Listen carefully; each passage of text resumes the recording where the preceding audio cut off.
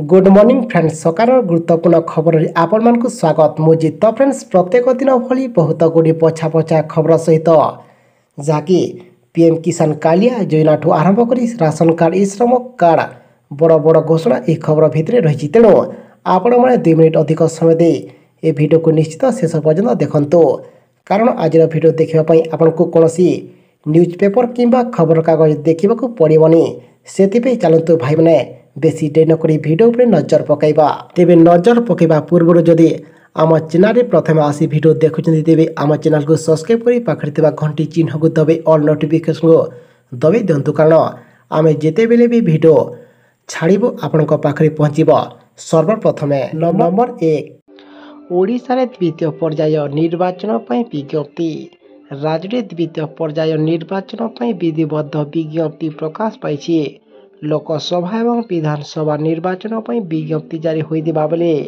हिंजिली एवं कंटाबांजी को मिसे 35 आसन में भोट ग्रहण हेब आज प्रार्थीपत्र दाखल आरंभ होइदिबा बेले मे 20 रे भोट ग्रहण हेब आसंता मे 13 तारिख रे राज्यर 4टी लोकसभा आसन कलाहांडी नवरंगपुर ब्रह्मपुर एवं कोरापुट एवं यार अधीनस्थ 28टी विधानसभा निर्वाचन मंडल रे हेबाकु थिबा मैदान मतदान गतकाली नामांकन पत्र दाखल शेष होईची।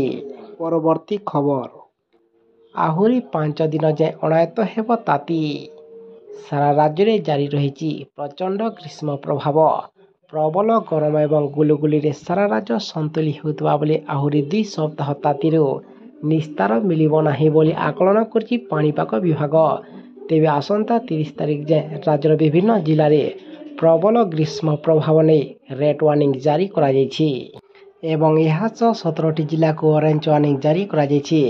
आंचलिक पाणीपाग विज्ञान केन्द्र जारी करिथिबा सूचना अनुसार 28 तारिख रे सारा राज्य में निया वर्षा होई पारे 18टी जिला को रेड वार्निंग एवं 12टी जिले में ऑरेंज वार्निंग जारी खरा को न जीवा पई मध्य परामर्श दिया जायछि। सेही बोली 29 एवं 30 तारिख रे 8टी जिले में प्रबल खरा सांग को गुलुगुली हेबाने आकलन करछि पाणीपाग विभाग। परवर्ती खबर आसिला पुणी समस्त सिम कार्ड धारी पुणी एक झटका साधारणतः प्रत्येक व्यक्ति एवं मोबाइल फोन उपर निर्भरशील सकालर नित्यकर्म भली आखि खोलिले समस्त को मोबाइल निशा घारे लगी तेबे सिम कार्ड बिना भी मोबाइल असंभव हो पड़ी अच्छी एसबू भितर सिम कार्ड को नहीं एक बड़ खबर देछि टेलीकॉम विभाग यह नंबर गुडी को ब्लॉक करने को टेलीकॉम सेवा जोगाणकारी कंपनी गुडी को निर्देश दिया तेबे चाक्सु पोर्टाल लॉन्च हेबार मासक भितर डच एभली निर्देश देछि यह नंबर गुडिक संदिग्ध कार्यकलाप सह जड़ित थिबार बंद करा जिवो। परवर्ती खबर आसिला पुणी समस्त छात्र छात्री पुणी एक बड़ खबर उच्च माध्यमिक शिक्षा निर्देशालय पक्षर निर्देशनामा ग्रीष्म छुट्टी रे युक्त 2 पिला दियाइब नीट एवं जेई कोचिंग राज्यर एवं प्रबल ग्रीष्म प्रभाव अनुभूत होउतिबार लोक माने किंबा अनेक लोक माने घर बाहर पारुना एभली स्थिति रे स्कूल एवं कॉलेज पिला माने घर बाहर निहाती पक्षे कष्टकर सेथिपे राज्य सरकार गत 25 तारिख ठार खरा छुट्टी घोषणा करिसंती। एही क्रम रे राज्यर समस्त युक्त 2 महाविद्यालय रे थिबा किंबा महाविद्यालय रे मध्य शिक्षादान बंद रही तेबे खरा छुट्टी रे युक्त 2 छात्र छात्री को नीट एवं जेई कोचिंग दियाइब। परवर्ती खबर बीजेपी कला बड़ घोषणा बीजेपी केंद्र गृहमंत्री अमित शाह सोनपुर सभा राज्य सरकार को टार्गेट करिसंती। चलित निर्वाचन रे ओडिशा रे अमित शाह प्रथम निर्वाचन रैली थिला बीजेपी रही शीर्ष नेता कहते राज्य में खनि संपद रही हेले विकास हो पारुनी बीजेपी क्षमता को आसिले विकास हेबो बोली शाह दंपोक्ति प्रकाश करिसंती एवं 2029 पर प्रथम थर राज्य सरकार और बीजेडी को सीधासलख टार्गेट करिसंती। ओडिशा भाषा एवं संस्कृति तथा उठाई कटाक्ष करिसंती ओडिशा रे सरकार गढ़िबा को 5 वर्ष देबाकू निवेदन मध्य करिसंती एवं ओडिशा रे जो तमिलनाडु जाउछंती अनेक दादन खटिया पई सेटा मध्य बंद करिया पई शाह निर्देश देइछंती। परवर्ती खबर पुणी बढ़िला एसबू दर एवं पुणी बढ़ुची डाली दर 20 दिन में 20 टंका वृद्धि ହରଡ଼ ଡାଲି କିଲୋ 170 ଟଙ୍କା ହେଲା ବେଳକୁ ବୁଟ ଡାଲି 90 ଟଙ୍କା। 20 ଦିନରେ ରସୁଣ କିଲୋ 40 ଟଙ୍କା ବଢ଼ି 200 ହୋଇଛି। 6 ମାସ ହେଲା ଖୁଚୁରା ବଜାରରେ ମୁଦ୍ରା ବୃଦ୍ଧିରେ ଓଡ଼ିଶା ଦେଶର ନମ୍ବର 1 ହୋଇପଡ଼ିଛି। ପରବର୍ତ୍ତୀ ଖବର। ବିଦେଶ ଯାତ୍ରା କରୁଥିବା ଲୋକଙ୍କ ପାଇଁ ଆସିଲା ଖୁସି ଖବର। ବର୍ତ୍ତମାନ ସମୟରେ ଫ୍ଲାଇଟ୍ ଟିକେଟ୍ ମୂଲ୍ୟ ବଢ଼ିବାରେ ଲାଗିଛି। ଟିକେଟର ବର୍ଦ୍ଧିତ ଦର ସାଧାରଣ ଲୋକଙ୍କ ପାଇଁ ଆହୁରି ଏକ ସମସ୍ୟା ପାଲଟିଛି, ଯେଉଁଥିପାଇଁ ଅଧିକାଂଶ ଲୋକ ଫ୍ଲାଇଟ୍ ଯାତ୍ରା ପରିବର୍ତ୍ତେ ରେଳରେ ଭରସା କରୁଛନ୍ତି। କିନ୍ତୁ ବର୍ତ୍ତମାନ ଦାମୀ ଫ୍ଲାଇଟ୍ ଟିକେଟରୁ ମୁକ୍ତି ମିଳିବ। ଡିଜିସିଏ ତରଫରୁ ଏନେଇ ଏକ ବଡ଼ ନିର୍ଦ୍ଦେଶନାମା ଜାରି କରାଯାଇଛି, ଯାହାକି ଏବେ ପୁଣି ଆହୁରି ଶସ୍ତା ହେବ ଟିକେଟ୍ ମୂଲ୍ୟ ବୋଲି ଡିଜିସିଏ କହିଛି। ପରବର୍ତ୍ତୀ ଖବର। ଆସନ୍ତା ଏହି ତାରିଖରେ ଆସିବେ ଏହି ମନ୍ତ୍ରୀ। ଓଡ଼ିଶାରେ ଏବେ ରାଜନୈତିକ ପାଣିପାଗ ଉଷ୍ମ ହେବାରେ ଲାଗିଛି। ବିଜେଡି, ବିଜେପି ଏବଂ କଂଗ୍ରେସ ପ୍ରାର୍ଥୀ ନିଜ ନିଜ ପ୍ରଚାରକୁ ଜୋରଦାର କରିଛନ୍ତି। ଆଉ ନିର୍ବାଚନରେ ବାଜିମାତ କରି ମାରିବା ପାଇଁ ଦଳର ବରିଷ୍ଠ ନେତୃବୃନ୍ଦ ଏବେ ପ୍ରଚାର ମଇଦାନକୁ ଓହ୍ଲାଇଛନ୍ତି। ତେବେ ଗତ ଗୁରୁବାର କେନ୍ଦ୍ର ସ୍ୱରାଷ୍ଟ୍ର ମନ୍ତ୍ରୀ ତଥା ବରିଷ୍ଠ ବିଜେପି ନେତା ଅମିତ ଶାହ ଓଡ଼ିଶା ଆସି ରାଜ୍ୟ ସରକାରଙ୍କ ଉପରେ ବର୍ଷିବା ସହ କର୍ମକର୍ତ୍ତାଙ୍କୁ ଗୁରୁମନ୍ତ୍ର ଦେଇ ଫେରିଯାଇଛନ୍ତି। ଏହାରି ଭିତରେ ପୁଣି ଏକ ବଡ଼ ଖବର ସାମ୍ନାକୁ ଆସିଛି। ତାହା ହେଲା ବିଜେପିର ସ୍ୱରାଷ୍ଟ୍ର ଅଧ୍ୟକ୍ଷ ଜେପି ନଡ୍ଡା ଓଡ଼ିଶା ଆସିବାର କାର୍ଯ୍ୟକ୍ରମ ରହିଛି।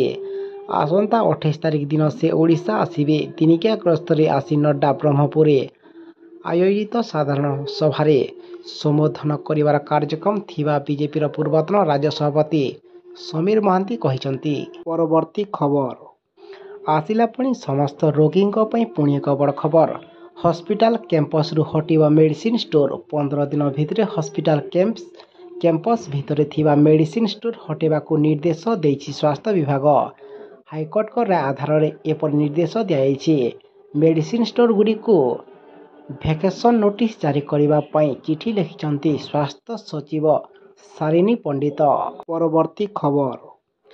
ଆସିଲା ନୂଆ ଯୋଜନା ଆକାଉଣ୍ଟରେ ସରକାର ଦେବେ 1000 ଟଙ୍କା। ଜନଧନ କିମ୍ବା ଜନଧନ ବ୍ୟାଙ୍କ ଆକାଉଣ୍ଟଧାରୀଙ୍କ ପାଇଁ ଖୁସି ଖବର ଆଣିଛନ୍ତି ସରକାର। ଯଦି ଆପଣ କୌଣସି ସରକାରୀ ବ୍ୟାଙ୍କରେ ଖାତା ଖୋଲିଥିବେ, ତେବେ ଜାଣନ୍ତୁ ଆପଣଙ୍କ ଲଟେରୀ ଲାଗିଲା। ଏଭଳି ଆକାଉଣ୍ଟ ପାଇଁ ସରକାର କେଉଁ ଯୋଜନା ଆଣିଛନ୍ତି ତାହା ଆମେ ବିସ୍ତାରରେ କହିବୁ। ଯାହାକି ସରକାରଙ୍କ ପାଖରୁ ଯୋଗାଇ ଦେଇଥିବା ସମସ୍ତ ପ୍ରକାର ଆର୍ଥିକ ସେବା ଯୋଗାଇ ଦେବାକୁ ସରକାର ଜନଧନ ଆକାଉଣ୍ଟ ଖୋଲିଥିଲେ। ତେବେ ଜନଧନ ବ୍ୟାଙ୍କ ଆକାଉଣ୍ଟ ଜରିଆରେ ଖାତାଧାରୀଙ୍କୁ ଅନେକ ପ୍ରକାର ସୁବିଧା ଯୋଗାଇ ଦିଆଯାଉଛି। ତେବେ ଏହି ଆକାଉଣ୍ଟରେ କିଭଳି 1000 ଟଙ୍କା ପାଇପାରିବେ ସେ ବିଷୟରେ ବିସ୍ତାର ଭାବେ କୁହାଯାଇଛି। ଅଣସଂଗଠିତ କ୍ଷେତ୍ରରେ କାର୍ଯ୍ୟ କରୁଥିବା ଅଧିକାଂଶ ଲୋକଙ୍କୁ ଏକ ଯୋଜନାରେ ଲାଭ ମିଳିବ। ଏହି ଯୋଜନାରେ ମାସିକ କିଛି ଶୁଳ୍କ ବା ପ୍ରିମିୟମ ପ୍ରଦାନ କରି ପ୍ରତି ମାସରେ 1000 ଟଙ୍କାରୁ 5000 ଟଙ୍କା ପର୍ଯ୍ୟନ୍ତ ପାଇପାରିବେ।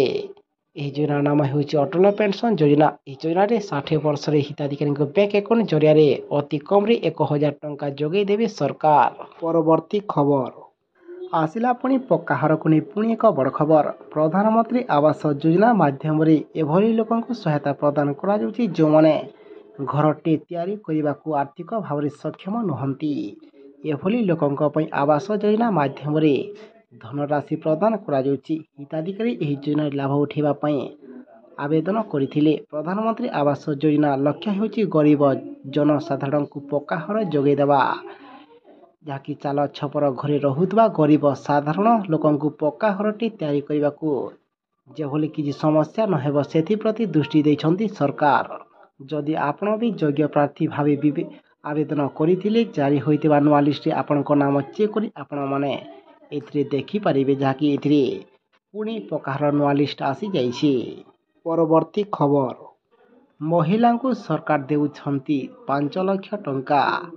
ମହିଳାମାନଙ୍କ ପାଇଁ କେନ୍ଦ୍ର ସରକାରଙ୍କ ଦ୍ୱାରା ଅନେକ ଅଦ୍ଭୁତ ସରକାରୀ ଯୋଜନା ଚାଲିଛି। ମହିଳା ସଶକ୍ତିକରଣ ପାଇଁ ମୋଦି ସରକାର ଲକ୍ଷପତି ଦିଦି ଯୋଜନାକୁ ଅନେକ ଥର ଉଲ୍ଲେଖ କରିଛନ୍ତି। ଫେବୃଆରୀ 1ରେ ବଜେଟ୍ ଉପସ୍ଥାପନ କରିଥିବା ବେଳେ ଅର୍ଥମନ୍ତ୍ରୀ ଏହି ଯୋଜନା ଉପରେ ଆଲୋଚନା କରିଥିଲେ। ଏହି ଯୋଜନା ମାଧ୍ୟମରେ ସରକାର ଆପଣଙ୍କୁ 1 ଲକ୍ଷରୁ ନେଇ 5 ଲକ୍ଷ ଟଙ୍କା ପର୍ଯ୍ୟନ୍ତ ସୁବିଧା ଦେଉଛନ୍ତି। ତେବେ ଲକ୍ଷପତି ଦିଦି ଯୋଜନାରେ ଆପଣଙ୍କୁ କୌଣସି ସୁଧ ବିନା ଋଣ ଦିଆଯାଉଛି। ତେବେ ଏହି ଯୋଜନା ଅନ୍ତର୍ଗତ ହିତାଧିକାରୀଙ୍କ ସଂଖ୍ୟାକୁ 3 କୋଟି ଟଙ୍କାକୁ ବୃଦ୍ଧି କରିବାକୁ ଲକ୍ଷ୍ୟ ଧାର୍ଯ୍ୟ କରାଯାଇଛି।